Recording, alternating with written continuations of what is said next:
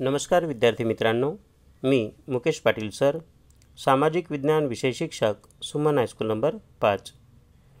विद्यार्थी मित्रांनो, आजच्या या व्हिडिओमध्ये आपण इयत्ता 10वीच्या विद्यार्थ्यांसाठी सामाजिक विज्ञान या विषयातील प्रकरण 13 उत्पादन उद्योग या प्रकरणाचा अभ्यास करणार आहोत। हे प्रकरण SSC बोर्डच्या परीक्षेमध्ये एकूण 3 गुणांसाठी विचारण्यात येत असते। 3 गुणांमध्ये विभाग ब साठी 2 मार्काचा एक प्रश्न विचारण्यात आलेला असतो, तर विभाग ड मध्ये नकाशा भरण्याकरिता 1 मार्काचा एक प्रश्न नेहमी विचारला जातो। आज या प्रकरणाचा आपण भाग 1 अभ्यासणार आहोत। चला तर विद्यार्थी मित्रांनो, अभ्यासूया प्रकरण 13 उत्पादन उद्योग। विद्यार्थी मित्रांनो, प्रकरणाच्या सुरुवातीला प्रस्तावना आपण बघूया। मानवाने स्वतःच्या भौतिक, सांस्कृतिक आणि आर्थिक क्षमतेप्रमाणे नैसर्गिक संसाधनांच्या स्वरूपाला बदलून उपयोगात घेता येतील अशा प्रक्रिया करणाऱ्या एकमांची सुरुवात केली। अशा सर्वच एकमांना आपण उत्पादन उद्योग असे म्हणू शकतो। उत्पादन उद्योगामध्ये साधारणपणे निसर्गातून प्राप्त होणाऱ्या ज्या वस्तू असतात त्या प्राथमिक स्वरूपात आपल्याला प्राप्त होतात। अशा प्राथमिक स्वरूपात प्राप्त होणाऱ्या कित्येक चीजवस्तूंवर प्रक्रिया करणे खूप गरजेचे असते, कारण मानवाला उपयोगात घेता येणे तेव्हाच शक्य होते। कित्येक अशा वस्तू असतात ज्या मानव जशाच्या तशा स्वरूपात उपयोगात घेऊ शकत नाही। उदाहरणार्थ, ऊसाचे उदाहरण जर आपण घेतले तर प्राचीन काळापासून भारतीय कृषीमध्ये ऊसाचे उत्पादन नगदी पीक म्हणून घेतले जाते आहे। ऊसाचे उत्पादन झाल्यानंतर मानवाला ऊसाच्या मिळालेल्या स्वरूपानुसार उपयोग करणे अत्यंत कठीण जात असते किंवा सोपे होत नाही। या ऊसावर प्रक्रिया करणे खूप गरजेचे असते। ऊसाला साखरेच्या कारखान्यात नेऊन त्यावर प्रक्रिया करण्यात येते आणि त्यातून साखर, खांडसरी तसेच गूळ अशा विविध उत्पादनांची निर्मिती करण्यात येते। मानव ऊसाच्या या परिवर्तित स्वरूपाला म्हणजे साखरेला किंवा गुळाला स्वतःच्या उपयोगात घेऊ शकतो। अशा पद्धतीने निसर्गातून मिळणाऱ्या प्राथमिक स्वरूपाच्या वस्तू प्रक्रिया करणाऱ्या उद्योगांमध्ये घेऊन जाऊन त्यावर प्रक्रिया केली जाते आणि मिळणारे उत्पादन मानवाला उपयोगात घेता येईल या स्वरूपात परिवर्तित केले जाते। अशा निसर्गातून मिळणाऱ्या वस्तूंच्या स्वरूपाला बदलण्याचे जे एकम असतात त्या एकमांना उत्पादनाचे उद्योग असे म्हणतात। भारतात उद्योगांची परंपरा सिंधू खोऱ्याच्या सभ्यतेपासून चालत आलेली आहे। त्या काळात भारतात सुती कापड, मातीची भांडी, काश्याच्या वस्तू तसेच मणी तयार करण्यात येत असत। 18व्या शतकापर्यंत भारत जहाज बनविण्याच्या उद्योगात पण अग्रेसर होता। भारत हस्तकला उद्योग आणि गृह उद्योगात देखील अग्रेसर होता। भारतातील सुती कापड, मलमलचे कापड, धातूंची भांडी आणि आभूषणांची विदेशामध्ये खूपच मागणी होती। म्हणजेच आपण असं म्हणू शकतो की भारत आजच नाही तर पूर्वीपासून, प्राचीन काळापासून उत्पादनाच्या उद्योगांसोबत जोडला गेलेला देश आहे। आपल्या देशामध्ये अगदी सुती कापडाच्या निर्मितीपासून तर जहाजांच्या निर्मितीपर्यंत कित्येक उद्योग कार्यरत होते। युरोपमध्ये औद्योगिक क्रांतीच्या सुरुवातीपासूनच इंग्रज भारतातून कच्चा माल विशेष करून कापूस घेऊन जात असत। औद्योगिक क्रांती येण्याच्या अगोदरपासून भारताची अशा प्रकारे कच्च्या मालाच्या स्वरूपाला अगदी स्वस्त किंमत देऊन लूट केली जात असे। तेथील कारखान्यात तयार झालेला माल मात्र भारतात जास्त किमतीत विकला जात असे आणि भारताच्या या हस्तउद्योगांना बंद पाडण्याची नीती इंग्रजांनी अंमलात आणलेली होती। भारतामध्ये इंग्रज व्यापारी म्हणून आले होते, म्हणजेच त्यांच्या देशामध्ये निर्माण होणाऱ्या वस्तू ते आपल्या देशामध्ये पक्क्या करून विकत असत किंवा पक्क्या स्वरूपात विकत असत आणि आपल्याच कच्च्या मालाला कमी किंमत देऊन त्यावर प्रक्रिया करण्यासाठी ते इंग्लंडला नेत. तसेच प्रक्रिया करून परिपक्व झालेले किंवा स्वरूप बदललेले जे वस्तू असतील त्या वस्तूंना किंवा कपड्यांना भारतामध्ये विकण्यासाठी परत आणत आणि भारताकडून जास्तीची किंमत वसूलत असत. त्यामुळे भारताच्या कापड उद्योगाला मोठे नुकसान झाले होते. तसेच भारताचे कलाकुसरीचे उद्योग पण बंद पडण्यात आले होते आणि भारतामध्ये कुसर करणारे किंवा कलाकुसर करणारे जे कारागीर होते ते सुद्धा बेकार झालेले होते. विद्यार्थी मित्रांनो, खालील चित्रांवरून आपल्याला लक्षात येईल की भारत प्राचीन काळापासूनच या उत्पादनाच्या उद्योगांमध्ये अग्रेसर असलेला देश होता. आता आपण उद्योगांचे महत्त्व अभ्यासूया. आजच्या युगात राष्ट्राचे अस्तित्व उद्योगांच्या विकासावरच आधारित आहे. औद्योगिक विकासाशिवाय देशाचा विकास तर असंभवच झाला आहे. ज्या देशांनी औद्योगिकदृष्ट्या जेवढा विकास केलेला आहे त्या देशांची अर्थव्यवस्था तेवढीच मजबूत बनली आहे. संयुक्त राज्य अमेरिका, रशिया, जपान, दक्षिण कोरिया यासारखे देश स्वतःच्या औद्योगिक विकासाच्या आधारावर समृद्ध आणि विकसित राष्ट्र बनलेले आहेत. या राष्ट्रांनी मोठ्या प्रमाणावर उद्योगांना आपल्या विकासाचे साधन बनवले आणि उद्योगांचा विकास करून मोठ्या प्रमाणावर आपला स्वतःचा राष्ट्रीय आर्थिक विकास साधून घेतलेला आहे. ज्या देशांमधून उद्योगांचा विकास झाला नाही किंवा कमी झाला आहे असे देश मात्र नैसर्गिक संसाधनाचा उपयोग उद्योगात कच्चा माल म्हणून करू शकत नाहीत. त्यांना नैसर्गिक संसाधने कमी किमतीत विकून टाकावे लागतात. त्यापासून बनवलेल्या वस्तूंना जास्त किमतीत विदेशीयांकडून खरेदी करावी लागत असते. भारताची पण तीच गत झाली होती. भारताच्या संपूर्ण राष्ट्रीय उत्पादनात उत्पादन उद्योगांचा वाटा जो आहे तो 29% एवढा राहिलेला आहे.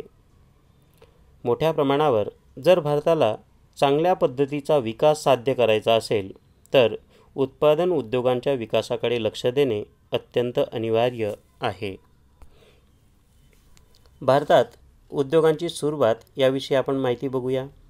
ब्रिटिश शासनाच्या नीतीने भारताच्या औद्योगिक स्वरूपाला संपूर्ण नष्ट केले होते.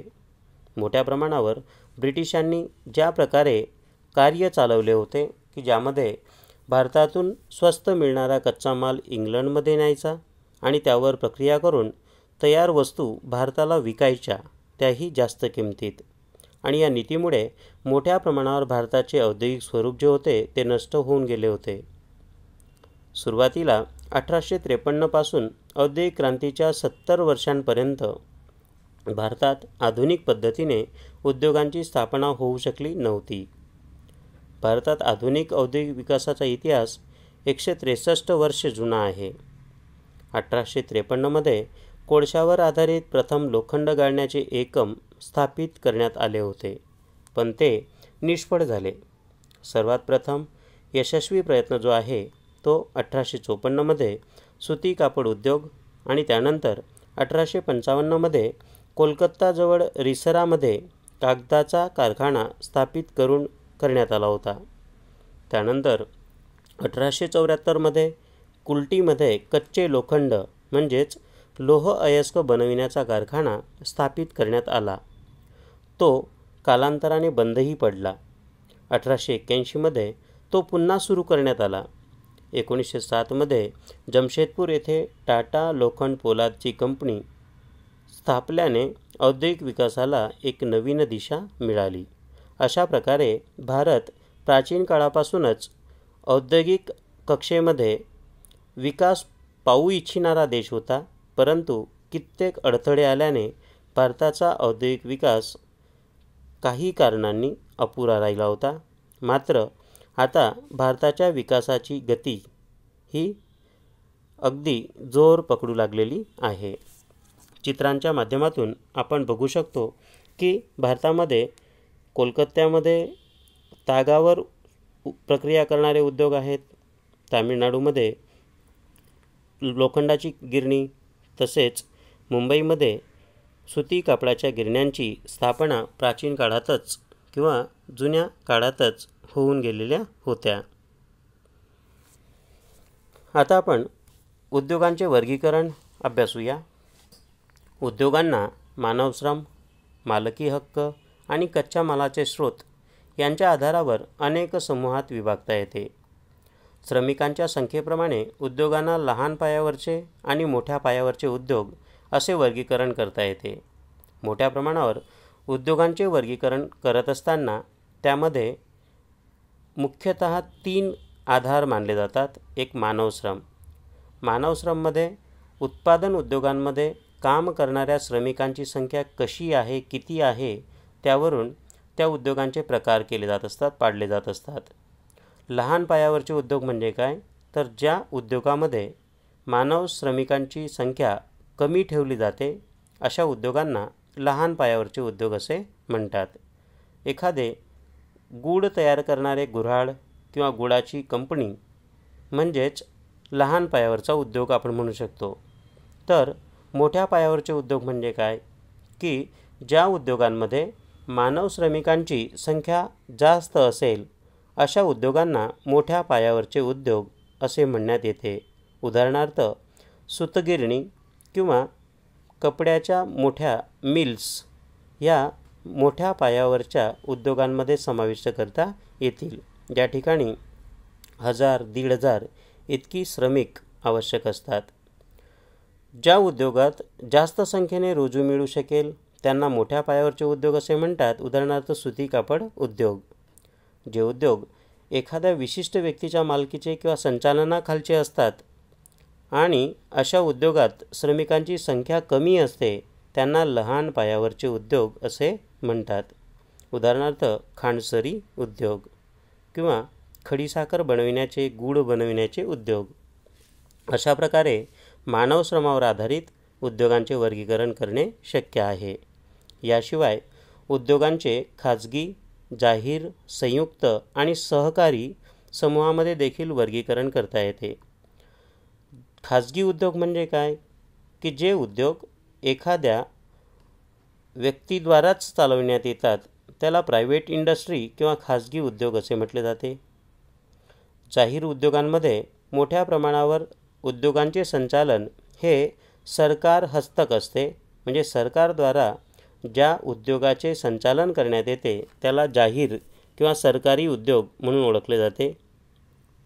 संयुक्त उद्योग म्हणजे मोठ्या प्रमाणावर सरकारचे संचालन आणि खाजगी लोकांद्वारा ज्या उद्योगाला चालविण्यात येत असते अशा सरकारी आणि खाजगी दोघी लोकांकडून चालवल्या जाणाऱ्या उद्योगांना संयुक्त उद्योग म्हटले जाते.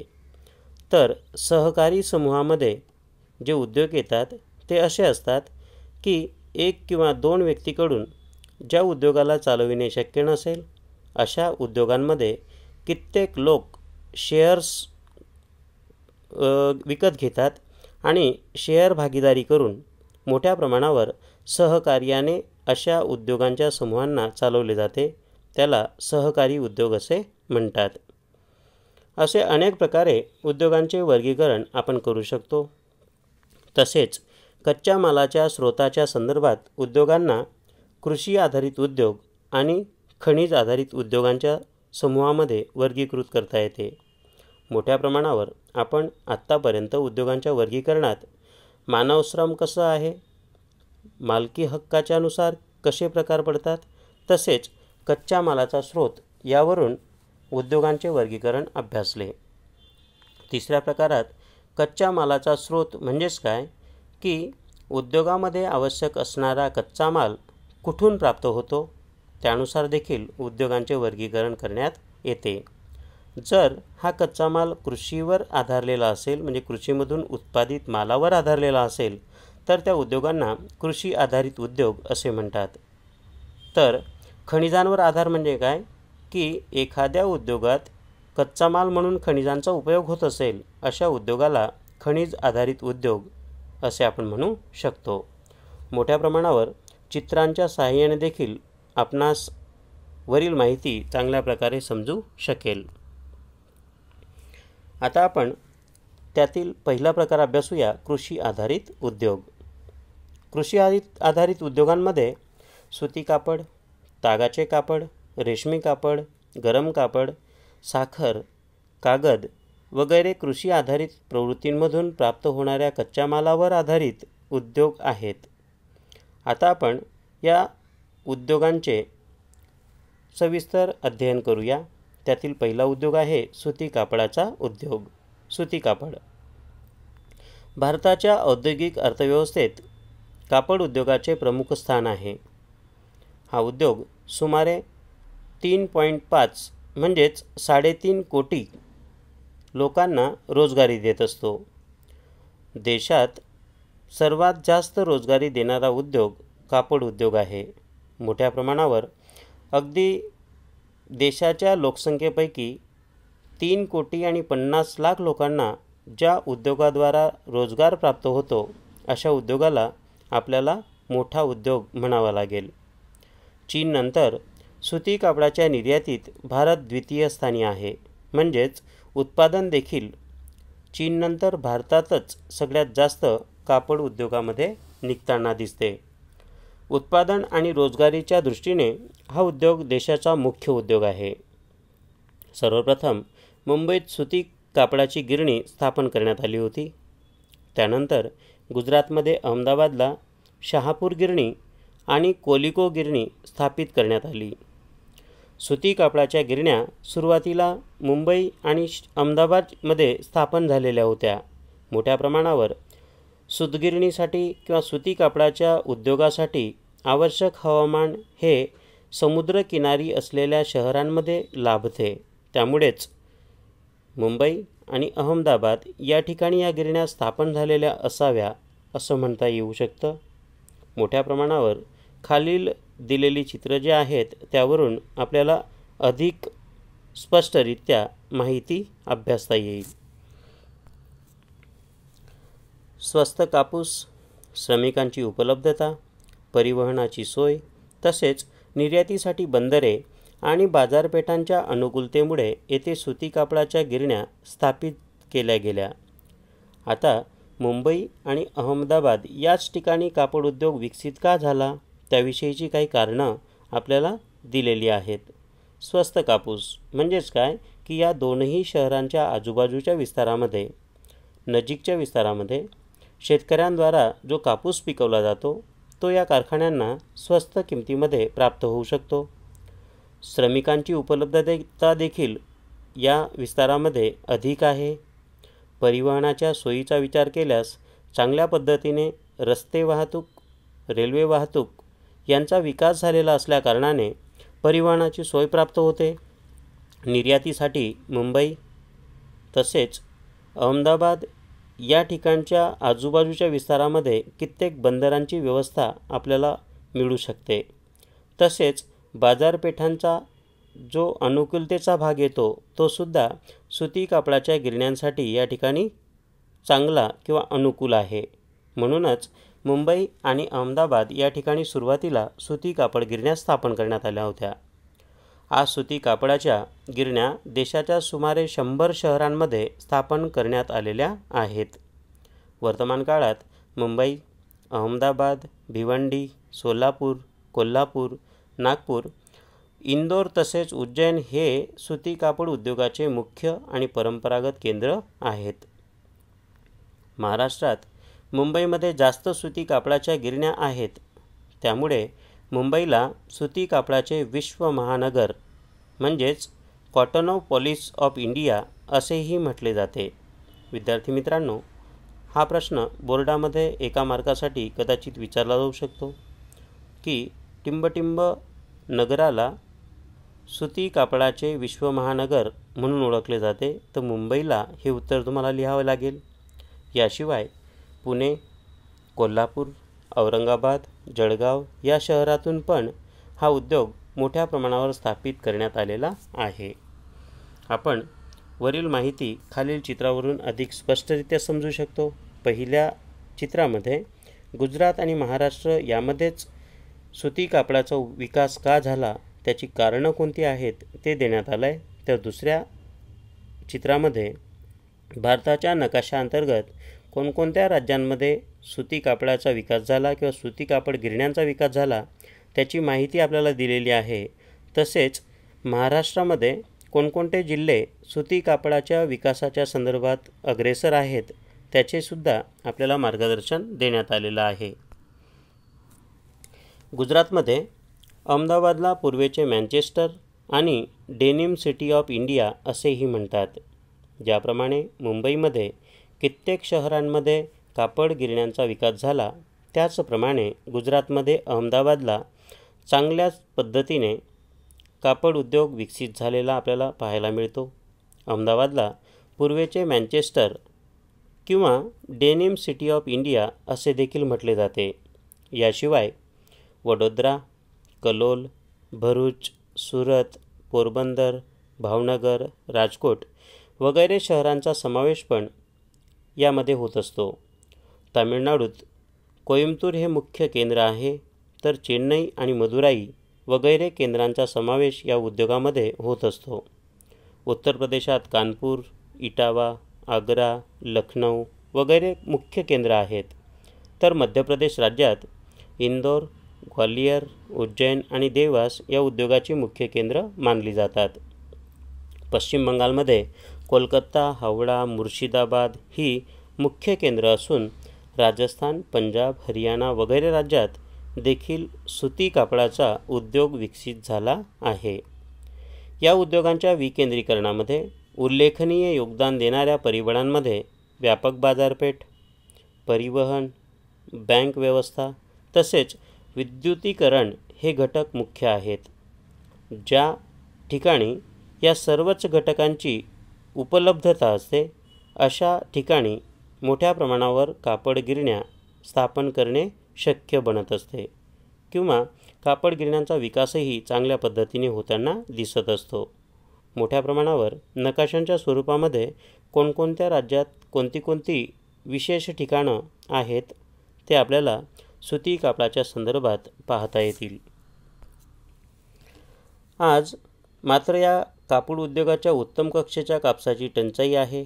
मोठ्या प्रमाणावर कापड उद्योग कित्येक समस्यांचा सामना करतो आहे. त्यापैकी उत्तम कक्षेच्या कापसाची टंचाई, वापरात असलेली जुनी यंत्रे, अनियमित विद्युत पुरवठा, कृत्रिम रेषांच्या किंवा कृत्रिम धाग्यांच्या कापडाबरोबर स्पर्धा आणि वैश्विक बाजारामध्ये तीव्र स्पर्धांच्या समस्यांचा सामना मात्र आज कापड व्यवसाय किंवा कापड उद्योग करत असताना आपल्याला दिसतो आहे. भारत, रशिया, युनायटेड किंगडम, संयुक्त राज्य America, Sudan, Nepal, Australia, France तसेच दक्षिण आफ्रिकेच्या देशांमध्ये सुती कापडाची निर्यात करत असतो.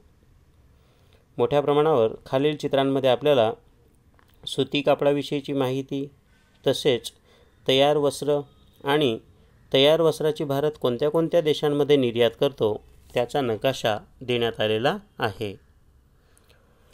आता आपण दुसरा उद्योग कृषीवर आधारलेला त्यामध्ये तागाच्या कापडाचे उद्योग याविषयी अभ्यास करूया. ताग उद्योग हा दुसऱ्या क्रमांकावर येणारा भारताचा मुख्य उद्योग आहे. ताग आणि तागापासून तयार झालेल्या चीजवस्तूंच्या उत्पादनात भारताचे स्थान प्रथम आहे. तागाच्या निर्यातीत बांगलादेशानंतर जगात भारत दुसऱ्या क्रमांकावर असणारा देश आहे. म्हणजेच भारतामध्ये मोठ्या प्रमाणावर तागाचे उत्पादनही होते आणि त्यावर प्रक्रिया करून कित्येक चीजवस्तूंचे निर्माण देखील होते. उत्पादन आणि चीजवस्तूंचे निर्माण याच्यामध्ये भारताचा पहिला क्रमांक आहे. मात्र भारताची लोकसंख्या आणि लोकांच्या गरजा लक्षात घेता भारतात निर्माण होणाऱ्या कित्येक वस्तू या भारतातच वापरल्या जातात. त्यामुळे भारतातून होणारी निर्यात ही पश्चिम बंगाल किंवा इतर राज्यांमध्ये उत्पादित वस्तूंच्या आधाराने होत असते. परंतु भारताच्या लोकांद्वारा वापरल्या जाणाऱ्या चीजवस्तूंचा आढावा आपण घेतला तर निर्यातीच्या संदर्भात आपण मागे पडतो. निर्यातीचा जर आपण विचार केला तर भारताच्या पुढेही बांगलादेश निर्यातीमध्ये पहिला क्रमांक प्राप्त करतो. म्हणूनच असे म्हणता येते की निर्यातीत बांगलादेशानंतर जगात भारत दुसऱ्या क्रमांकावर असणारा देश आहे. देशात तागाच्या एकूण उत्पादनापैकी पश्चिम बंगालमध्ये सुमारे 80%, आंध्र प्रदेशमध्ये 10% आणि उर्वरित तागाचे बिहार, उत्तर प्रदेश, ओरिसा, आसाम तसेच त्रिपुरामध्ये उत्पादन होताना दिसते. मोठ्या प्रमाणावर या ठिकाणी आपण अभ्यासू शकतो की चित्रांच्या संदर्भात 10% उत्पादन आंध्र प्रदेश, 80% उत्पादन पश्चिम बंगाल, तसेच तागापासून कशा पद्धतीने धागे आणि वस्तूंचं निर्माण होतं. बऱ्याचशा तागाच्या गिरण्या ज्या आहेत त्या पश्चिम बंगालच्या हुगली नदीच्या किनाऱ्यावर स्थापन करण्यात आलेल्या आहेत. तागापासून बनवल्या जाणाऱ्या वेगवेगळ्या हस्त उद्योगातील वस्तू, तागाचे उत्पादन कोणकोणत्या राज्यांमध्ये होते आणि कोणकोणत्या देशांमध्ये तागाची निर्यात होते ते पण चित्रांद्वारा दर्शवलेले आहे. तागाला संसाधित करण्याची जी प्रक्रिया असते म्हणजेच ताग उत्पादित होत असताना साफ करण्याची प्रक्रिया करण्यासाठी पुष्कळ पाण्याची जरूर असते. त्यामुळे ज्या ठिकाणी पाणी उपलब्ध आहे अशा ठिकाणी तागाची गिरणी स्थापन करणे आवश्यक असते. बहुतेक गिरण्या ज्या आहेत त्या हुगळी नदीच्या किनाऱ्यावर आलेल्या आहेत. स्वस्त मानवश्रम, बँक आणि विमा सुविधा, निर्यात करण्यासाठी बंदरांची सोय या सर्व सुविधांमुळे पश्चिम बंगालमध्ये हा उद्योग केंद्रित झालेला आहे. आज विविध चीजवस्तूंच्या पॅकिंगमध्ये अन्य विकल्पांमुळे तागाची मागणी कमी झाली आहे. म्हणजेच तागाच्या गिरण्यांवर आता बंद पडण्याची वेळ येत आहे किंवा कित्येक समस्यांना सामोरे जावे लागत आहे. त्याच्यातलं महत्त्वाचं कारण आहे ते म्हणजेच की पॅकिंग करण्यासाठी वापरल्या जाणाऱ्या ज्या चीजवस्तू आहेत त्या बाजारामध्ये तागाच्या ऐवजी किंवा त्याच्या पर्याय म्हणून उपलब्ध होऊ लागलेल्या आहेत. विकल्पांमुळे तागाची मागणी कमी होऊ लागली आहे. तसेच जास्त उत्पादनाचा खर्च आहे आणि आंतरराष्ट्रीय बाजारामध्ये तागाची मागणी कमी होऊ नये यासारख्या समस्यांचा सामना आज ताग उद्योग करत आहे. मोठ्या प्रमाणावर पूर्वीच्या तुलनेमध्ये आजचा ताग उद्योग जो आहे तो मंदावलेला आपल्याला दिसतो आहे. आता आपण रेशमी कापडाच्या गिरण्यांविषयी किंवा रेशमी कापडाच्या उद्योगाविषयी अभ्यास करूया. भारतात रेशमी कापडाच्या उत्पादनाची परंपरा दीर्घ काळापासून राहिली आहे. चीननंतर रेशमी उत्पादनात भारत द्वितीय क्रमांकावर असणारा देश आहे. मोठ्या प्रमाणावर रेशमी कापडाच्या उत्पादनात देखील चीनचा प्रथम क्रमांक लागतो आणि भारताचा दुसरा. भारतात 4 प्रकारच्या रेशमांचे उत्पादन होते. उदाहरणार्थ शेतूर, इरी, टसर आणि मुंगा या 4 जाती रेशमाच्या आहेत. आजच्या काळात भारतात 300 एवढ्या रेशमी कापड विणणाऱ्या गिरण्या आहेत. कर्नाटक, मध्य प्रदेश, पश्चिम बंगाल, तामिळनाडू, पंजाब, जम्मू काश्मीर इत्यादी कच्चे रेशम तयार करणारे मुख्य राज्य आहेत. या राज्यांमध्ये रेशमाचे उत्पादन केले जाते आणि रेशमी वस्तूंची निर्यात जी आहे ती मात्र युरोप, आफ्रिका आणि मध्य पूर्वेच्या देशांमध्ये मोठ्या प्रमाणात होत असते. याशिवाय जर्मनी, सिंगापूर, संयुक्त राज्य अमेरिका, कुवेत, मलेशिया आणि रशिया वगैरे देशात पण भारतातून निर्यात केली जाते. आंतरराष्ट्रीय बाजारात भारतीय रेशमला चीनच्या तीव्र स्पर्धेचा सामना करावा लागतो आहे. म्हणजेच कदाचित भारताच्या रेशमाच्या गुणवत्तेपेक्षा चीनचे रेशम जे आहे ते गुणवत्तेने श्रेष्ठ असावे आणि म्हणूनच चीनच्या रेशम कापडाच्या उत्पादनांना भारतीय रेशम कापड उद्योग जे आहेत ते टक्कर देऊ शकत नाहीत. मोठ्या प्रमाणात स्पर्धा चीनमुळे आपल्याला सहन करावी लागते. आता आपण गरम कापडाच्या उद्योगाविषयी अभ्यास करूया. भारतात कुटीर उद्योगांपैकी गरम कपड्याच्या उद्योगांचा इतिहास खूप जुना आहे. सर्वात जास्त गरम कपड्याच्या गिरण्या पंजाबमध्ये आहेत. त्यानंतर दुसऱ्या क्रमांकावर महाराष्ट्र राज्याचा क्रम येतो. उत्तर प्रदेशात पण गरम कापडाच्या गिरण्या आहेत. गुजरातमध्ये अहमदाबाद आणि जामनगरमध्ये गरम कापडाचे काही केंद्र आहेत. पंजाबमध्ये मुख्य केंद्रांमध्ये धारीवाल, लुधियाना आणि अमृतसर यांचा समावेश होतो. राजस्थानमध्ये बिकानेर, जयपूर आणि जम्मू काश्मीरमध्ये श्रीनगर, कर्नाटकामध्ये बेंगलुरू इत्यादी मुख्य केंद्र आहेत. लोकरीतून तयार करण्यात आलेल्या गालिच्याचे निर्माण पण भारतात होते. America, Canada, Germany, France, Russia वगैरे देशात गरम कापडाची निर्यात भारतातून केली जात असते. अशा प्रकारे खालील चित्रावरून देखील आपण गरम कापडाच्या उद्योगाविषयी अधिक माहिती मिळवू शकतो. पुढील उद्योगामध्ये कृत्रिम कापड आपण अभ्यासूया.